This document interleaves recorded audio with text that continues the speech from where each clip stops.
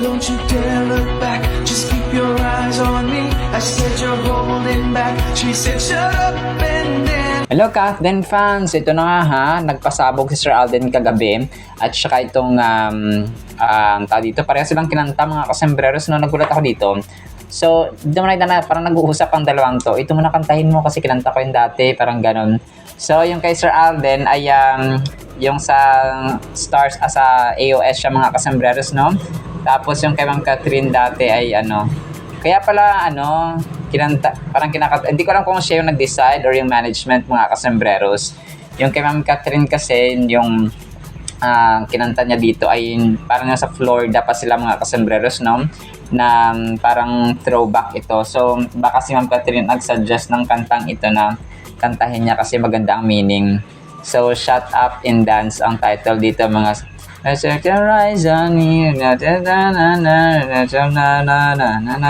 yak ba so ganun siya mga nagulat ako dito, sabi ko parang para sila ng kinanta ni Sir Alden, hindi kaya nag-uusap ang dalawang to. So which they are communicating at nag-uusap naman talaga mga kasembreros no, in secret no, in private but not secret kasi alam na mga investigadores mga kasembreros.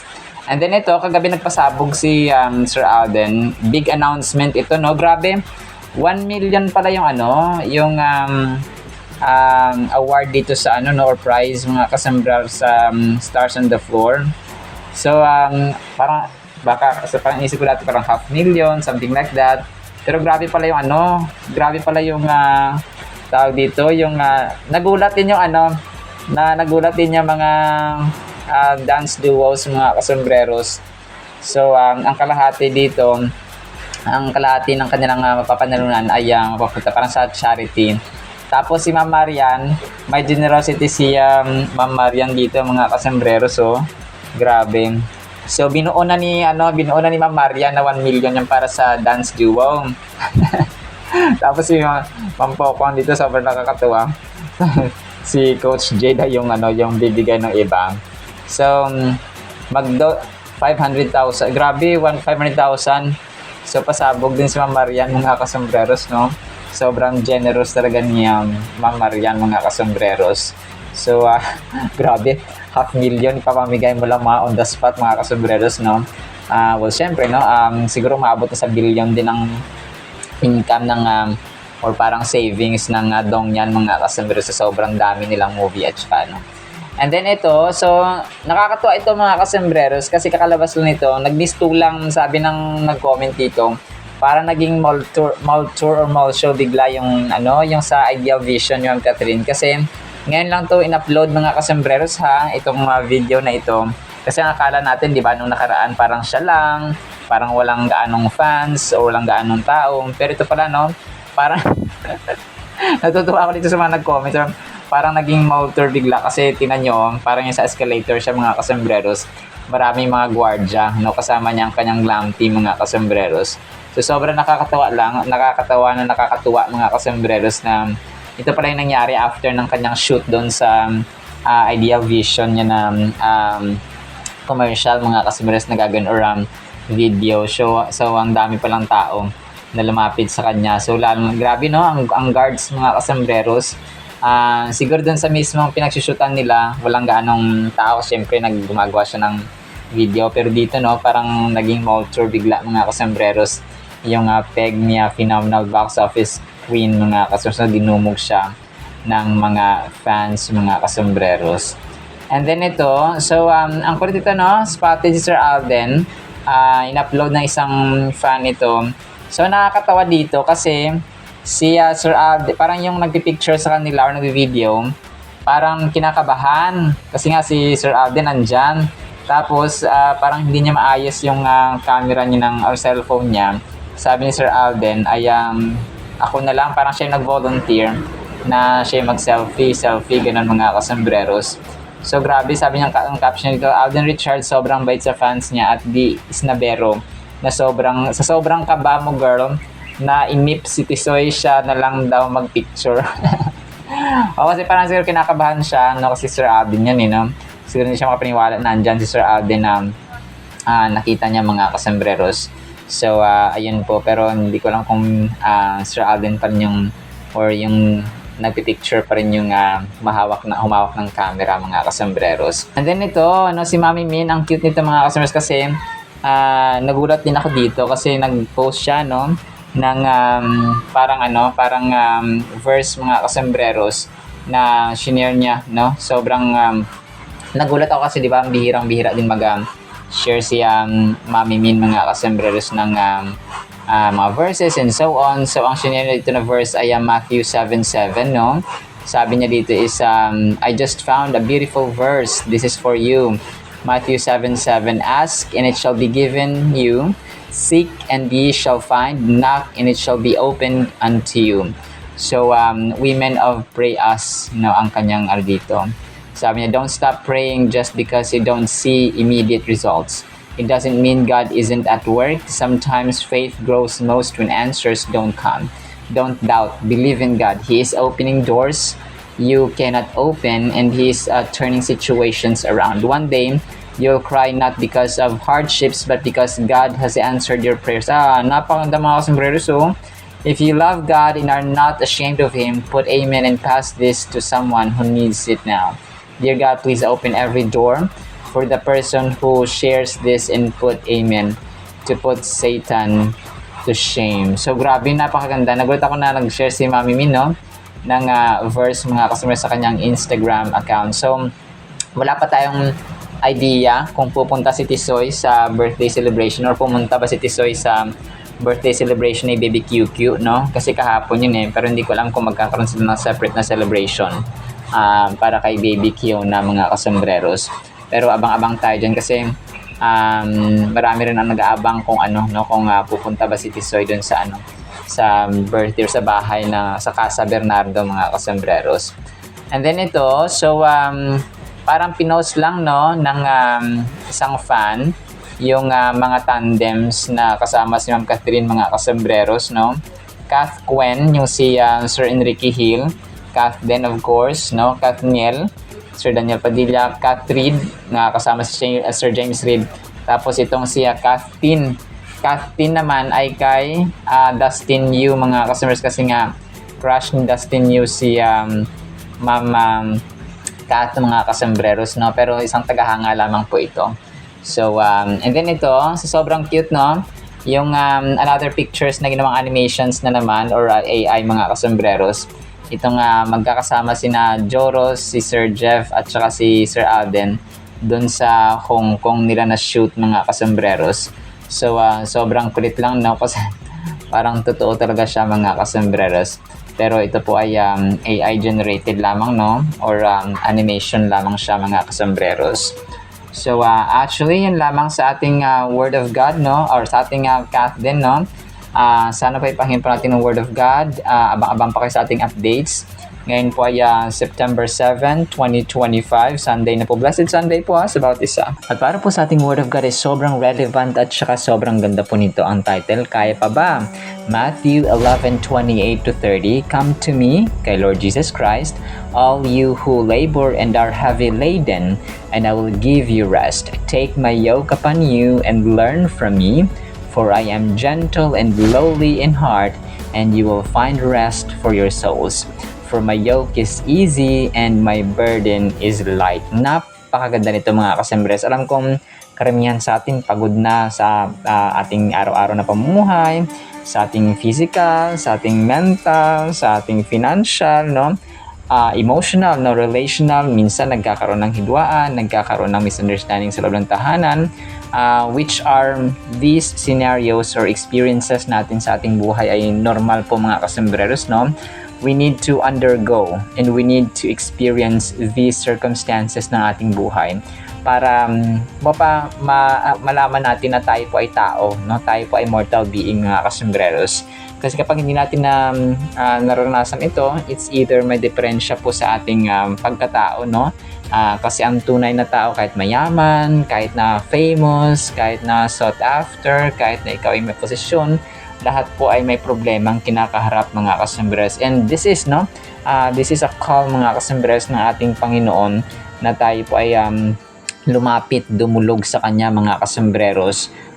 Kasi kapag tayo ay nabibigatan, no, sabi dito, no, kung tayo ay pagod na, nahihirapan na. So, ito yung perfect time. Hindi ito yung perfect time para umalis or lumayo sa Panginoon or hindi maggugol ng panahon sa Kanya, kundi we have to do the opposite. Ito yung perfect time na kapag nahihirapan tayo, perfect time ito na lumapit tayo sa Kanya. Perfect time na maglaan ng panahon sa Kanya. Intentional talaga ito mga kasembreros. Kasi ang mga tao ginagawa nila, pagod na ako Lord, naku magliliwali muna ako, pupunta muna ako sa ganito, pupunta muna ako sa ganyan, pupunta muna ako dito, gawin ko muna to, gawin ko muna. So hindi nila alam na yung totoong rest, yung kapahingahan ng ating kaluluwa, ng ating emotion, ng ating mental, yung ating buong pagkatao mga kasembreros ay sa Panginoon. When we pray, when we study His Word, yung babad ba? Yung sikreto kasi ng masayahing Kristiyano mga kasembreros at fulfilled, no, na Kristiyano na anak ng Diyos ay yung babad sa kanyang salita. Okay? Babad. Yung term sa amin dun is babad sa kanyang salita. No?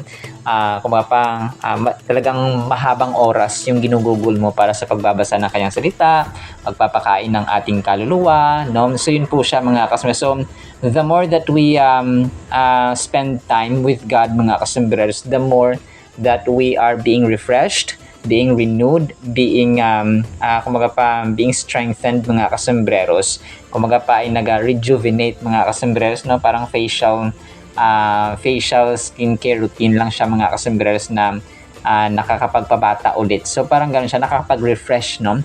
Ganoon siya mga kasembreros. Kasi ang ating kaluluwa po, kapag pagod yan, kapag kasi dapat ang pinakauna nating aspect na dito na pinagtutunan ng pansin ay yung ating spiritual life mga kasembreros. So ito si Lord na nananawagan sa atin, di ba, na kapag tayo ay nahihirapan, well of course, no, kapag kahit na nasa normal days tayo ay dapat mas nasa schedule na natin yon. Mas malalim, mas mas mataimtim lang talaga, at saka minsan napapasigaw tayo sa panalangin kapag tayo po ay nakakaranas ng problema. Pansinin ninyo, narinig ko ito kay Pastor Stephen, no? Pansinin ninyo, yung mga taong walang problema, kapag nananalangin, Lord, salamat sa blessing, salamat sa ganito, salamat sa parang normal lang, no? Which is tama naman, or which is okay lang mga kasembreros. Pero tingnan mo, kapag may problema yan, nako, baka tulo sipon, tulo yung luha, tulo laway, hindi, pwera laway mga kasembreros. Lahat tutulo mga kasembreros, no? Minsan sisigaw pa dahil sa Lord, diba?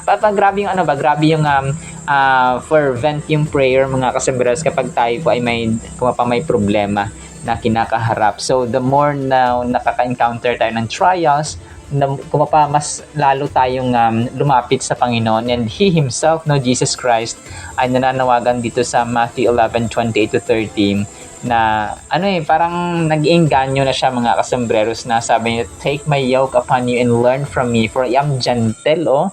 Hindi siya yung tatay natin minsan pag galit na yan. Pag lumapit tayo, kaya natatakot yung anak na lumapit sa tatay kasi nga pag galit niya yung tatay at alam niya may kasalanan ng anak niya, siguradong palo, siguradong brutal ang gagawin na. Pero may mga tatay naman na kalmado, pero bihira. So Jesus Christ Himself, hindi siya yung tatay na, hindi siya yung Diyos na, umalis ka dito, wala akong pakialam sa'yo, para walang ganun, no? Hindi tayo pinapalayas. Every time we come to Him in repentance, in humility, and in love mga kasembreros. So hindi siya pareho ng tatay natin sa mundong ito na nagko-condemn at nagpapalaya. So He's always open arms wide mga kasembreros. Yung kanyang mga kamay ay nag-aantay sa atin, no? And that lowly in heart, grabe, no? And you will find rest for your souls. Grabe na. Hindi ba kayo nasiswitan sa verse na ito mga kasembreros, na sabi niya dito, you will find rest for your souls. Kung para kang isang manlalakbay, no, na dito na pagod na, tapos gusto mo nang uminom, no, gusto mo nang uminom ng malamig tubig or soft drinks ba dyan, no? By the way, wag tayong masyadong uminom ng soft drinks kasi masama talaga sa katawan yan mga kasembreros, lalo na pag walang laman ang tiyan. So naisingit ko lang mga kasembreros kasi marami akong nakita sa TikTok na lifestyle na dati yung pala inom ng soft drinks. So ngayon ay nagka-problema sa UTI, nagka-UTI at saka sakit sa kidney mga kasembreros, lalo na kapag walang laman ang tiyan. So, yun po na naisingit ko lang. So, ito po ay panawagan sa atin, find rest for your souls, no? Parang ano tayo, parang sobrang gutom na gustong kumain. So, dapat ganun yung ating experience, ganun yung ating desire at saka pagkagusto mga kasi every time we come to God in prayer, we come to God na nagpapasalamat tayo, may victory, may success, mananalangin ako at magpapasalamat ako sa Diyos, and so on and so on. So, araw-araw dapat ganun ang ating intention at ang ating part ng schedule natin mga kasembreros. So, ito po ay panawagan talaga, no, sa atin. Alam kong pagod na tayo pag nagbukas pa lang tayo ng TV or ng cellphone or ng balita ba dyan, manood tayo ng kaliwat kanan ang korupsyon, kaliwat kanan ang bad news, kaliwat kanan ang pandarambong, kaliwat kanan ang baha, kaliwat kanan ang dilubyo.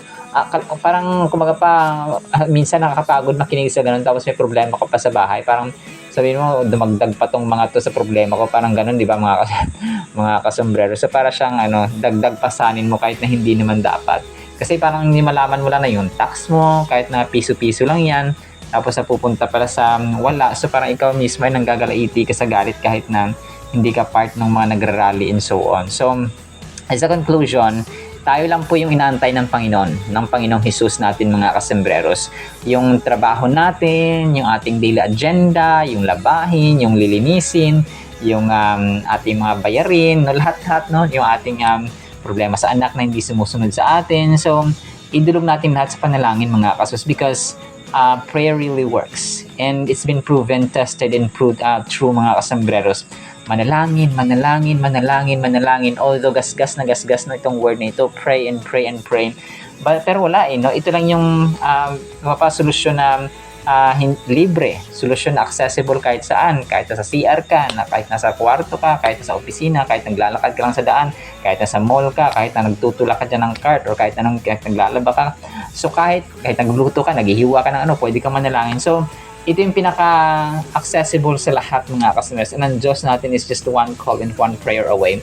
Hindi niya ginawa magastos. Kaya ang pag-access sa Panginoon, hindi ka na magbabayad ng load or hindi ka na kasi buka mo na bigod as ang puso mo na nanalangin sa Panginoon, fervent prayer mga customers, contrite heart, humble heart, repentant heart. So yun lang, no? Talagang tayo lamang po ang inaantay. And this, yung verse na ito na alam nyo na rin ito, ay panawagan ulit at reminder sa atin ang Diyos po natin ay always 24/7 endless na 911. Hindi siya natatapos na emergency na pwede nating tawagan, pwede nating makausap, pwede tayong manalangin sa Kanya every time ng ating panalangin. Tayo lamang po ang inaantay. Alright, salamat po sa ating Word of God ha. Nawa po ipagpalain po tayo ng pag-ibig, pananampalataya, pag-asa, oras available tayo mga kasembres para manalangin at lumapit sa ating Panginoon na makapangyarihan sa lahat. In Jesus' mighty name we pray. Amen and amen. See you sa next segment mga kasembres. Paalam po.